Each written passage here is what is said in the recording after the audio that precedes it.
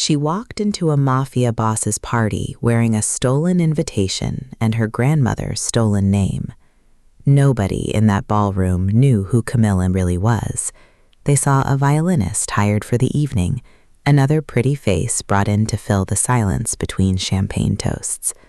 What they didn't see was the girl underneath the borrowed gown, the one who had spent 3 years tracking down a single piece of jewelry that vanished the night her family lost everything. Tonight, she wasn't performing for tips. She was hunting. Here's what nobody tells you about walking into the home of the most feared man in the city. The chandeliers are real. The champagne is older than you are, and every single guard in that room is watching for exactly one thing: someone who doesn't belong. Camilla belonged there about as much as a knife belongs in a wedding cake, and she knew it the second she stepped through those gold doors. This is the story of a woman who broke into a criminal empire to steal back a piece of her past and ended up falling for the one man who could have destroyed her the moment she learned who she was. Stefano Ricci didn't fall in love that night because Camilla was beautiful, though she was. He fell because she played 4 bars of a melody his mother used to hum, and for one impossible second, a man who had buried every soft part of himself remembered what it felt like to have a heart. By the end of this story, an old woman's secret brings down an empire. A stolen heirloom becomes the least valuable thing in the room, and 2 people who should have destroyed each other build something neither of them thought they were allowed to have. Stay with me, because the party that starts this story isn't the one that ends it. 3 years before that night, Camilla's family had a name that meant something in the city. Not power in the way the Riccis understood power, nothing built on fear or blood money, but the kind of quiet respect earned over generations of craftsmanship. Her grandfather built violins by hand in a workshop that smelled like cedar and varnish, and her grandmother wore a brooch to church every Sunday that had been in the family since before anyone could remember why. Then one October, everything collapsed. Her father's business partner disappeared with the company's savings. The house went first, then the workshop, then finally the brooch itself. Sold or stolen, nobody in the family ever got a straight answer about which. What followed wasn't dramatic. There was no single moment where the family shattered. Instead, it was slow, the way ice melts, until one day Camilla looked up and realized her mother worked 2 jobs, her father barely spoke anymore, and the violin she'd been given as a child was the only piece of the old life that hadn't been sold, pawned, or simply lost. She kept playing anyway. Struggling musicians rarely make headlines, and Camilla was no exception, scraping together enough gigs to cover rent, while everyone around her assumed she'd eventually give it up for something practical. What kept her going wasn't dreams of concert halls. It was a single photograph of her grandmother wearing that brooch, tucked into the lining of her violin case, a reminder of exactly what she was owed and exactly who owed it to her. The lead came from an unlikely place, a pawnbroker 2 neighborhoods over.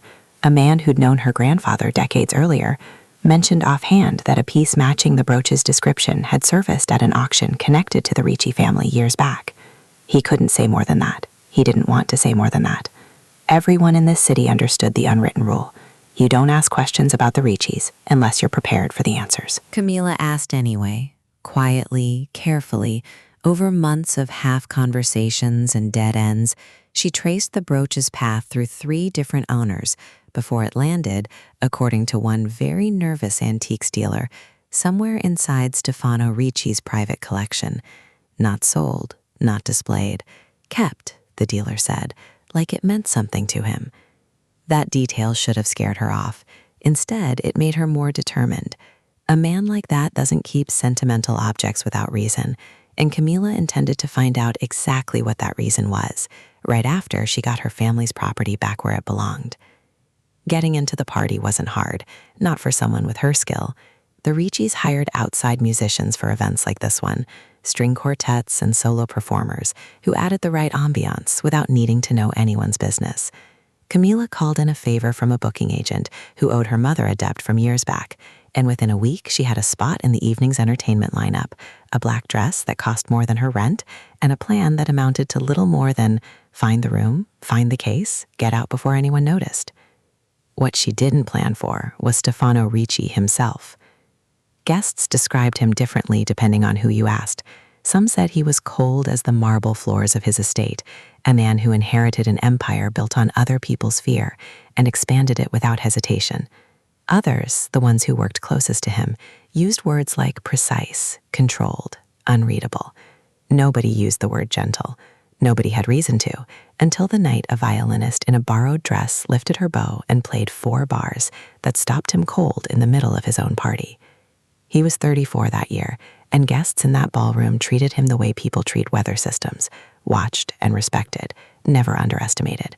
His father had died 2 years earlier, leaving an organization with more enemies than friends, and a son who inherited both the throne and the target painted on it. Stefano ran things quieter than his father had, sharper too, though the fear he inspired never fully softened. Power like that doesn't ask permission. It simply exists. The melody wasn't supposed to mean anything. Camilla had chosen it because it filled 4 minutes and required no sheet music, an old Sicilian folk tune her grandmother used to hum while cooking, passed down without anyone remembering where it started. She'd played it 100 times in 100 rented rooms. Nobody had ever reacted to it the way Stefano Ricci did. He was mid-conversation with the senator's aide when the first notes reached him, some comment about shipping tariffs dying on his lips. His head turned toward the small stage before he'd consciously decided to look. Across the room, in a chair too grand for the room it sat in, sat a man who suddenly looked 10 years younger and considerably less certain of himself. That expression didn't last more than a few seconds, but long enough for the 2 men nearest him to notice, and long enough for Camilla to catch it too, mid-bowstroke, without understanding what she'd just done. She finished the piece to polite applause, the kind rich people give when only half listening, and set her bow down expecting nothing more than a paycheck at the end of the night. Instead, a man in a suit that cost more than her apartment's monthly rent approached the stage before she'd even packed her case. "That song," Stefano said. No introduction, no pleasantry, just the question sitting there between them. "Where did you learn it?" Camilla studied him for a moment before answering, weighing the danger of the man against the strange urgency in his voice. "My grandmother," she said carefully. "It's just something she used to sing. I don't even know where it's from originally." Something shifted behind his eyes, there and gone fast. "My mother used to hum that same tune," he said. "I haven't heard it in 15 years. It should have ended there, a coincidence, forgotten by morning. Instead, it became the first thread in something neither of them saw coming. What Camilla didn't know yet was that Stefano rarely spoke to strangers at his own parties, let alone linger near them. Guests who caught his attention usually caught it for the wrong reasons, and those conversations happened behind closed doors, not in the middle of a crowded ballroom. Marco Vitali noticed the deviation immediately. As Stefano's most trusted lieutenant, and the man who'd run security at every Ricci event for a decade, deviations were exactly what his job required him to notice. From across the room, Marco watched his boss talk to a violinist for nearly 10 minutes, an eternity by Stefano's usual standards. He didn't approach yet. He simply filed the information away, patient and quiet, the sort of man who'd built his career on knowing things before anyone realized he was paying attention. Camilla had no idea she was being watched by 2 men for 2 entirely different reasons. One wanted to understand why a forgotten melody had cracked something open in his chest. The other wanted to know why his boss suddenly cared about a hired musician at all.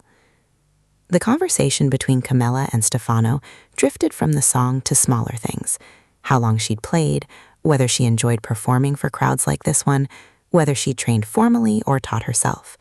She kept her answers short, guarded, aware that every second spent talking to him was a second she wasn't searching the house for a brooch she still hadn't confirmed was anywhere nearby. And yet she stayed in the conversation longer than strategy required, drawn in by the way he listened, fully present, none of the distracted half-attention she expected from a man running an empire. The moment broke when a guest near the bar raised his voice, some drunken dispute escalating fast enough that 2 security men moved toward it before Stefano even turned his head. He excused himself with a brief nod, the warmth in his expression closing like a door, replaced by the flat authority of a man who ran the room whether he wanted to or not. Camilla watched him cross the floor and settled the dispute with 4 quiet words and a look that made a much larger man go pale and apologize.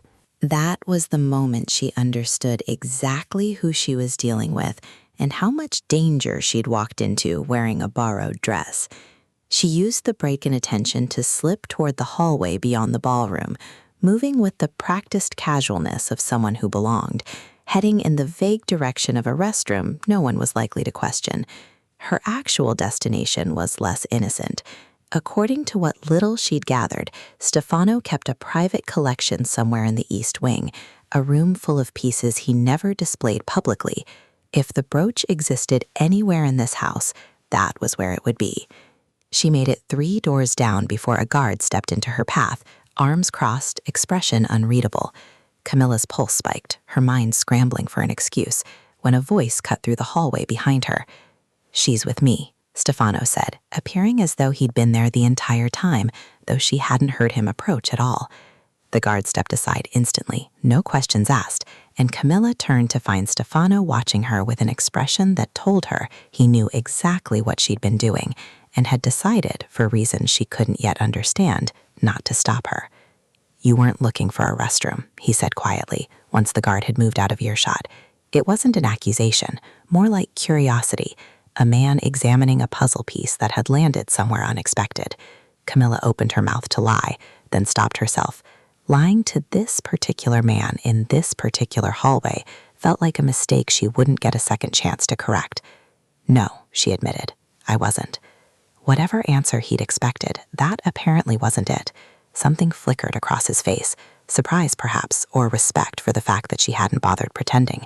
Behind them, faint and distant, the party continued exactly as before, oblivious to the quiet standoff unfolding 3 doors down a hallway nobody else had reason to walk. Stefano didn't call security.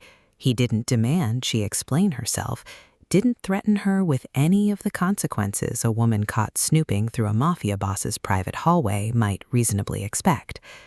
Instead, he studied her for a long moment, the kind of look that felt like being weighed on a scale only he could read, and then asked a question she hadn't prepared for. "What are you looking for?" Camilla considered lying again, some story about a lost earring or a wrong turn, and then abandoned the idea entirely. Something about the directness of his question demanded an equally direct answer. "A brooch," she said. "It belonged to my grandmother. It disappeared years ago, after my family lost everything, and I have reason to believe it ended up somewhere in this house." She expected anger. She expected the polite mask to drop entirely, replaced by whatever version of Stefano Ricci ran an empire built on fear. Instead, something almost like recognition crossed his face, quiet and unreadable, gone before she could name it.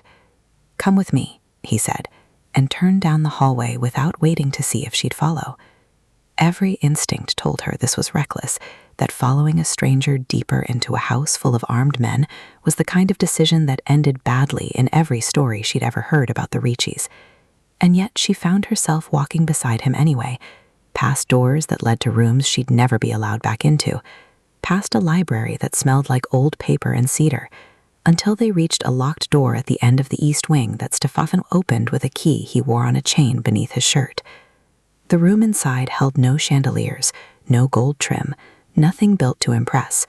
Instead, shelves lined every wall, filled with objects that seemed to have no relationship to each other beyond the fact that someone had cared enough to keep them. Paintings too small to hang publicly, jewelry boxes, a child's shoe preserved under glass, letters bound with ribbon gone brittle with age.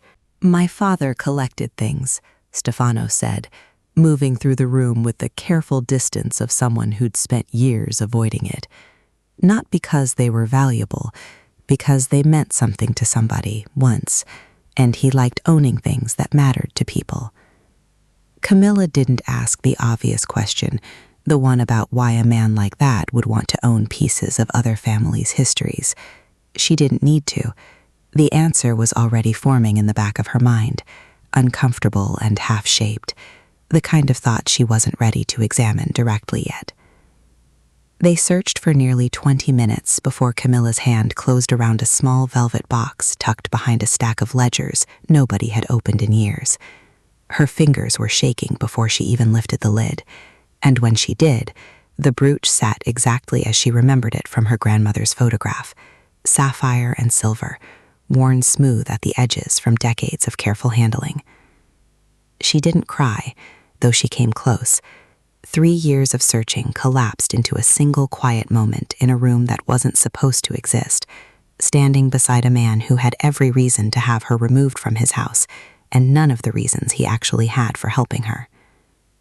"Take it," Stefano said, before she could even ask permission. "It was never mine to keep." Something in his voice suggested this wasn't only about the brooch. Camilla glanced up at him, searching his expression for whatever he wasn't saying, and found only a tired kind of honesty she hadn't expected from a man like him. "Why are you helping me?" she asked. "You don't know me. You have no reason to trust a stranger who broke into your house looking for something that belongs to your family's collection." Stefano considered the question longer than she expected. "Because you played a song that made me remember my mother's voice," he said finally. "And because I've spent 2 years running this house like a business, and tonight is the first time it's felt like something else." The words hung between them, heavier than either of them had planned for. Outside, faint and distant, the party continued without them, oblivious to the two people standing in a locked room, discovering they had more in common than either could have guessed 20 minutes earlier. What followed wasn't romance in the way movies usually show it. No dramatic music swelling, no lightning-fast declarations. It was smaller than that, quieter, built from the kind of conversation two exhausted people have when they've both spent years performing versions of themselves for everyone around them. Camilla told him about her grandfather's workshop, the smell of varnish that still made her chest ache.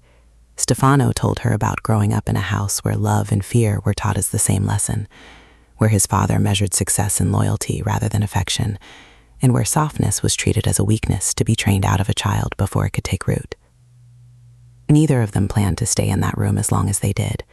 By the time Camilla realized nearly an hour had passed, the party outside had begun thinning, guests drifting home in the particular way rich people leave, quietly, without goodbyes, as though staying too long might suggest they'd actually enjoyed themselves.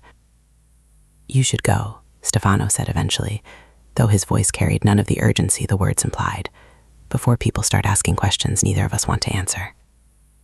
Camilla nodded, tucking the velvet box into her bag with hands that had finally stopped shaking. At the door, she paused, some instinct telling her this wouldn't be the last time she saw this particular room or this particular man. She was right, though neither of them yet understood how complicated that would become. 3 weeks passed before Camilla saw that hidden room again, though she saw plenty of Stefano in between.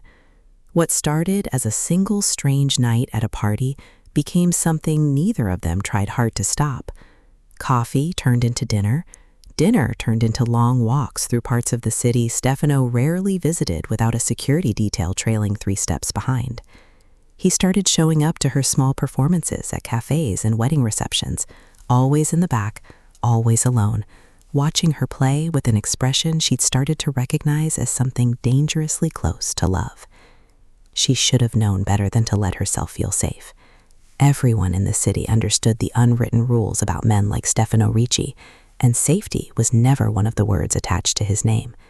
And yet here she was, 3 weeks in, laughing at something he'd said in a kitchen that cost more than her parents' entire house once had, feeling more like herself than she had in years. Marco noticed the change immediately, the way he noticed everything. Stefano canceled 2 meetings that month for reasons he wouldn't fully explain. He smiled more, a small thing most people wouldn't catch, but Marco had spent a decade cataloging his boss's every expression, and this one worried him more than any threat from a rival family ever had. A distracted boss was a vulnerable boss, and vulnerability in this business got people killed. The night everything changed started innocently. Camilla had come back to the estate for dinner, and afterward, restless and curious, she wandered toward the east wing while Stefano took a call in his study. She told herself she wasn't snooping, not really, just revisiting the room where she'd found the brooch, drawn back by a sentimental impulse she couldn't fully explain. The door was unlocked this time, left open by a housekeeper cataloging items for insurance purposes, paper spread across a reading table that hadn't been there before. She almost didn't look. That single decision, so small it barely registered as a choice, would end up changing everything that came after. A folder sat open near the edge of the table, old enough that the paper had yellowed at the corners, and her own family name caught Camilla's eye before she'd consciously decided to read anything. Her hands moved before her mind fully processed what she was doing, flipping through financial records, correspondence, notes written in a handwriting she didn't recognize, but a signature she absolutely did. Salvatore Ricci, Stefano's father. The documents painted a picture she didn't want to understand, one where her father's business partner hadn't simply vanished with company funds on his own initiative, but had done so under pressure from a man who wanted her grandfather's workshop, his contracts, his reputation cleared out of his way. Letters referenced payments made to ensure the partner's silence and disappearance. Other notes tracked the workshop's decline with the cold satisfaction of a man watching a plan unfold exactly as intended. Camilla read until her hands stopped working properly, until the words on the page blurred into something she could no longer process as information and could only feel as betrayal. Everything her family had lost, every year of her mother working 2 jobs, every meal skipped so Camilla could keep a violin she refused to sell, traced back to a decision made by the father of the man she'd spent 3 weeks falling in love with. She didn't hear Stefano enter. She only became aware of him when he spoke her name, gentle at first, then sharper when she didn't respond. Camilla. He crossed the room quickly, taking in the open folder, the papers scattered across the table, the expression on her face that told him something had gone terribly wrong. "What is this?" "You tell me," she said, and her voice came out steadier than she felt, cold in a way that surprised even her. She held up the folder, her hand trembling now that the shock had started giving way to rage. "Your father destroyed my family. He didn't just take a brooch. He took everything, and he did it on purpose." Stefano's face went through several expressions in quick succession: confusion, dawning horror, and finally something like grief. "I didn't know," he said. "Camilla, I swear to you, I never saw these documents before tonight." "That's convenient," she said, though even as the words left her mouth, some part of her recognized the genuine shock in his expression, his hands gone still at his sides, like a man bracing for a blow he couldn't see coming. It didn't matter. Whatever he did or didn't know, the truth sat between them now, undeniable and unbearable, and Camila found herself backing toward the door before she'd decided to leave. "I need to go," she said. Stefano didn't stop her. He stood exactly where he was, watching the woman he'd fallen for walk away from him carrying evidence of his father's worst sin, understanding with sick clarity that whatever they'd built over the last 3 weeks had just collided with something neither of them could undo. She didn't remember most of the drive home. What she remembered instead was sitting on the edge of her bed at 3 a.m, the folder open on her lap, rereading the same page until the words stopped meaning anything. Her grandmother's brooch sat on the nightstand beside her, the one piece of the past she'd finally reclaimed, and now it felt less like a victory and more like proof of exactly how much had been stolen and why. Stefano called 4 times that day. Camila let every one of them ring through to voicemail, watching his name light up her screen with a mixture of grief and fury she didn't yet know how to untangle. By evening, a text arrived instead, simple and restrained. "I need to explain. Please let me try." She didn't respond, though she found herself staring at the message longer than she meant to, some quiet part of her aching for the version of this story where his father's name meant nothing at all. Stefano didn't sleep that night, or the one after it. Instead, he sat in his father's old study, surrounded by boxes of records nobody had touched since Salvatore Ricci's funeral, searching for something that might explain what he'd read in that folder, some context that would make the man he'd buried 2 years earlier less monstrous than the document suggested. What he found instead only deepened the mystery. His father's handwriting appeared throughout the folder, but something about it felt wrong the longer Stefano studied it. Letters slightly too careful, signatures slightly too consistent. The way handwriting looks when someone practices copying it rather than simply writing the way they always have.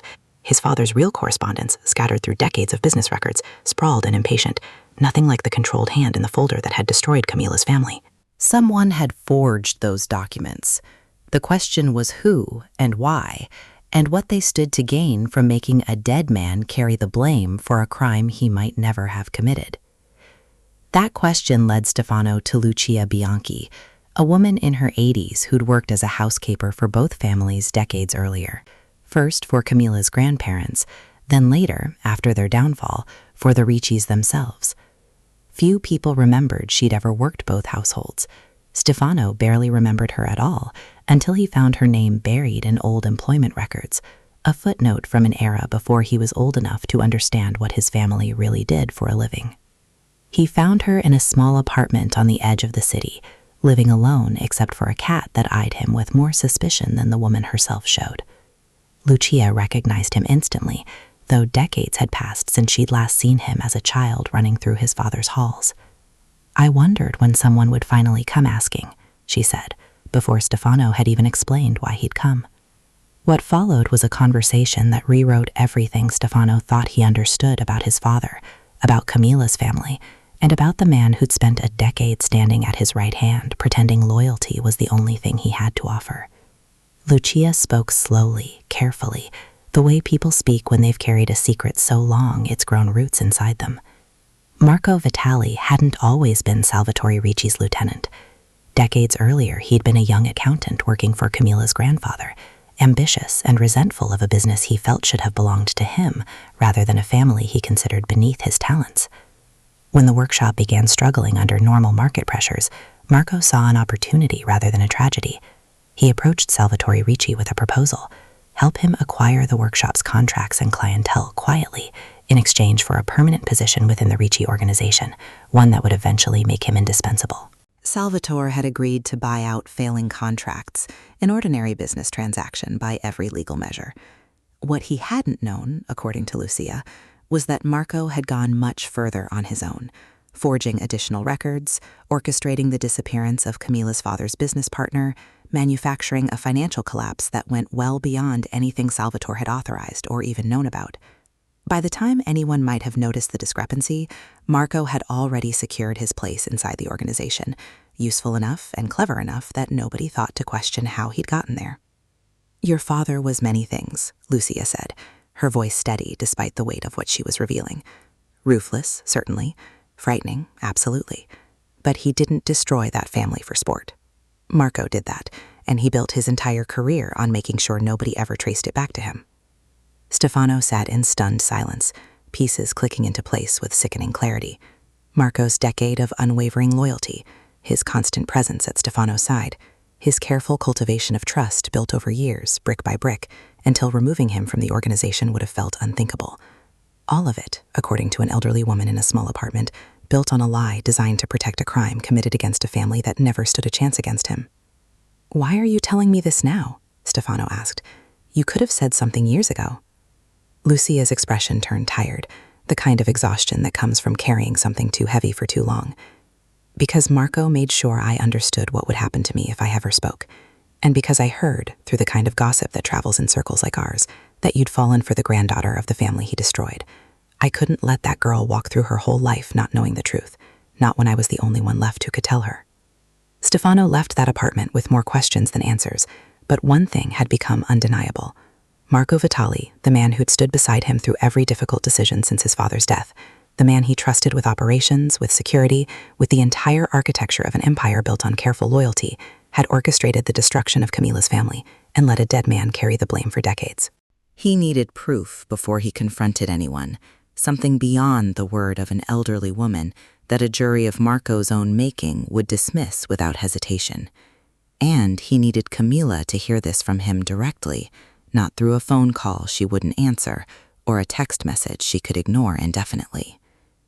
What Stefano didn't know yet was that Marco had already noticed his boss digging through old records, already noticed the visit to a housekeeper nobody was supposed to remember, and had begun making calculations of his own, the kind that men like Marco make when they realize the careful architecture of their entire life is about to collapse around them.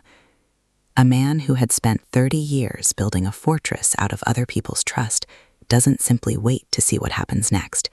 He starts planning for the version of events where he isn't the one left standing when the walls come down. Stefano went to Camila's apartment that same evening, proof in hand, though he understood no amount of documentation would fix what she was feeling. He knocked twice before she opened the door, her expression guarded, exhausted in a way that told him she hadn't slept much better than him. 5 minutes, she said. That's all I'm giving you. He didn't waste a single one of them. He told her everything Lucia had revealed, laid out the forged signatures, explained the decades-long deception Marco had built to protect himself, while a dead man carried the blame for his crimes. Camila listened in silence, arms crossed, guard still up even as something in her expression started to shift around the 3rd minute. "You're telling me Marco did this," she said finally. "Not your father." "I'm telling you I believe that, based on everything Lucia showed me," Stefano said. "But I need more than her word. I need proof that will hold up, something Marco can't talk his way around, and I need your help finding it." It wasn't a declaration of love. It wasn't an apology dressed up as romance. It was Camila agreed to help, though she made clear the decision had nothing to do with forgiveness and everything to do with wanting the truth, whatever shape it took. Together, they returned to Lucia's apartment the following morning, where the older woman produced something she'd kept hidden for over 20 years, a ledger in Marco's own handwriting, detailing the payments he'd made to silence Camila's father's business partner, dated and signed in a hand that matched nothing in the forged folder. She'd kept it, she explained, as insurance against exactly this day, the day someone finally cared enough to ask the right questions. Marco realized he was out of time the moment he saw Stefano and Camila walking into the estate together that afternoon, Lucia trailing behind them with a folder clutched against her chest. 20 years of careful construction, of loyalty performed so convincingly that even he sometimes forgot it wasn't real, collapsed in the time it took him to read the expression on Stefano's face. He tried to talk his way out of it first, the way he'd talked his way through every crisis for 2 decades, offering explanations that grew thinner with every sentence, accusations against Lucia's credibility, suggestions that old grudges had twisted an old woman's memory. Stefano let him talk until the ledger hit the desk between them, Marco's own signature staring back at him in ink that hadn't faded the way he'd hoped it would. What happened next moved fast, the way these things do when a man realizes cornering is no longer a metaphor. Marco reached for the gun he kept in his jacket, more out of desperation than any real plan, and found himself facing not just Stefano, but 4 security men who'd worked under him for years and now understood exactly what kind of man they'd been serving. He didn't get far. The confrontation ended not in violence, but in surrender. Marco disarmed and restrained before he'd finished the sentence he'd started, 20 years of careful lies unraveling in under 2 minutes. Something steadier than that, an honest request from a man who understood he couldn't fix 3 weeks of devastation with a single conversation, but who refused to let a lie stand unchallenged when the truth was finally within reach. What followed in the weeks after wasn't the kind of justice you'd see in a courtroom drama, not for a man like Marco, operating in a world that settled its accounts differently than the law allowed. Stefano made sure Marco would never again have power over anyone. Stripped of his position, his contacts, his carefully built reputation, exposed to every family and organization who'd once respected him as a man whose loyalty had been a lie from the beginning. What happened to him after that, Camila never asked, and Stefano never volunteered. Restoring what had been taken from Camila's family proved simpler, though no less meaningful. Stefano returned the workshop's original contracts where he could trace them, funded the reputation her grandfather's name deserved through donations that rebuilt what decades of quiet sabotage had dismantled, and made sure the real story finally reached the people who'd spent years believing her family had simply failed on their own. The brooch stayed with Camila, exactly where it belonged, though she wore it less as a trophy and more as a quiet reminder of everything it had taken to get it back. As for the empire itself, Stefano spent the following year doing something few people in his position ever attempted. He dismantled the parts of his father's organization built on fear rather than genuine business, transferred what remained into something closer to legitimate, and stepped back from a life that had never really been his choice to begin with. It wasn't a clean break, but it was a start, and starts were something Stefano had learned to value more than he ever expected to. He and Camila built something slower than the whirlwind that started it all, a relationship grounded in the kind of honesty neither had allowed themselves before. She kept playing violin, though these days it was mostly for him. Quiet evenings in a house that finally felt like a home instead of a fortress. He learned to listen the way she taught him that first night, fully present, nothing held back. A year later, they hosted a small gathering in that same ballroom where it all began, the chandeliers just as bright, the guest list considerably shorter and considerably safer. Camila played that same Sicilian melody one more time, and this time, when Stefano crossed the room to find her, the entire room understood exactly why. The party that once marked the beginning of danger had finally become the place where their hard-won love began for good. If this story moved you even half as much as it moved me writing it, hit subscribe for more stories just like this one. Drop a comment telling me which moment hit hardest, and I'll see you in the next video.